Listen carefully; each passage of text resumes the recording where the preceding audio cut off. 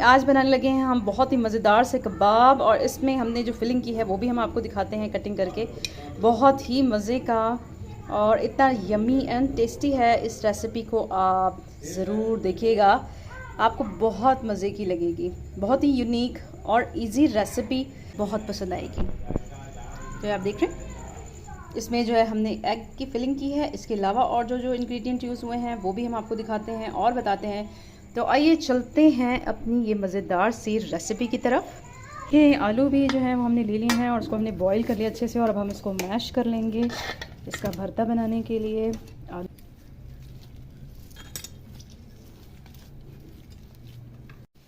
तो जी अब हम इसमें डाल देंगे 2 से 3 दरमियानी साइज़ की प्याज हमने ली थी, ऑमलेट की जिस तरह हम चॉप करते हैं इस तरह से हमने कर ली है।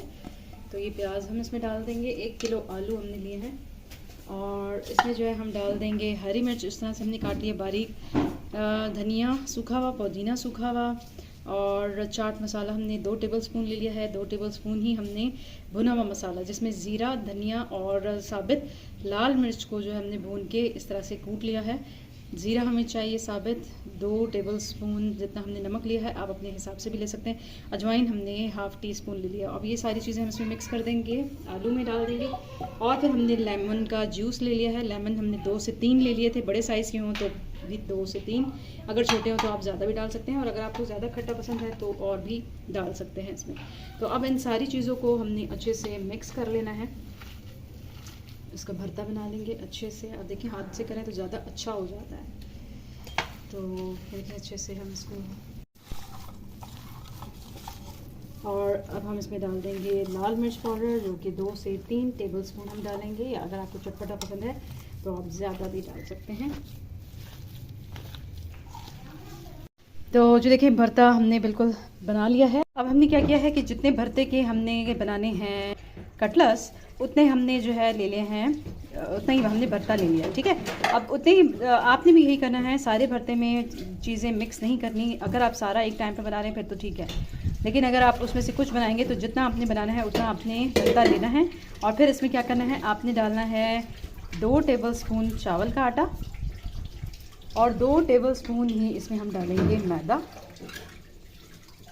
और इसमें हम डालेंगे इमली का पल्प ले लिया है हमने, वो ले लेंगे हम 2 से 3 टेबलस्पून तक। इसका जायका बहुत मज़े का लगता है।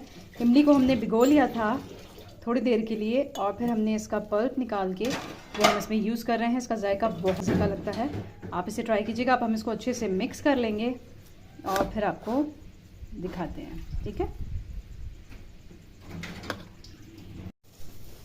तो जी अब देखिए भरता जो है बिल्कुल रेडी है। अब इसमें देखिए ना तो हमें बेसन लगाने की ज़रूरत है ऊपर से घोल के, और ना ही हमें अंडों की ज़रूरत होगी। अब क्या करेंगे, डायरेक्ट हम इसको फ्राई कर लेंगे, ठीक है ना। इसकी टिक्कियाँ बनाकर हम इसको डायरेक्ट फ्राई कर लेंगे, और फिर आपको साथ साथ दिखाते जाएंगे।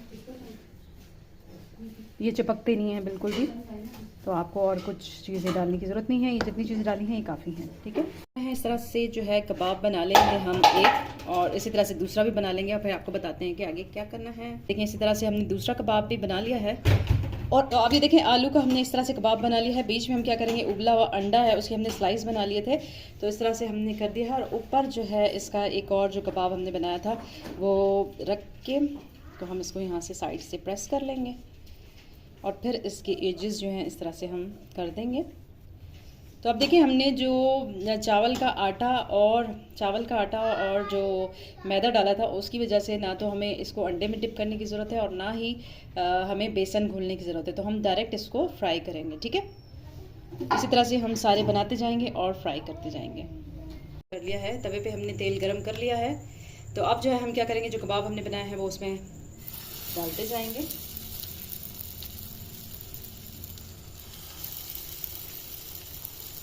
और इसको फ्राई करेंगे। आप चाहें तो फ्राइंग पैन में भी कर सकते हैं, और इस तरह से इसको तलते जाएंगे, ठीक है।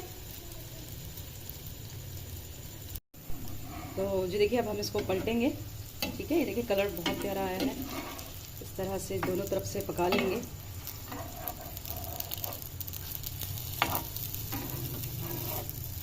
और ये आप देख रहे हैं टूटते बिल्कुल भी नहीं है। आपको ज़रूरत नहीं कि आप इतनी मेहनत करें, अंडा जो है वो फेंटें और उसमें डिप करें, इस सारी झंझट से दूर। आप देख लें आपके सामने।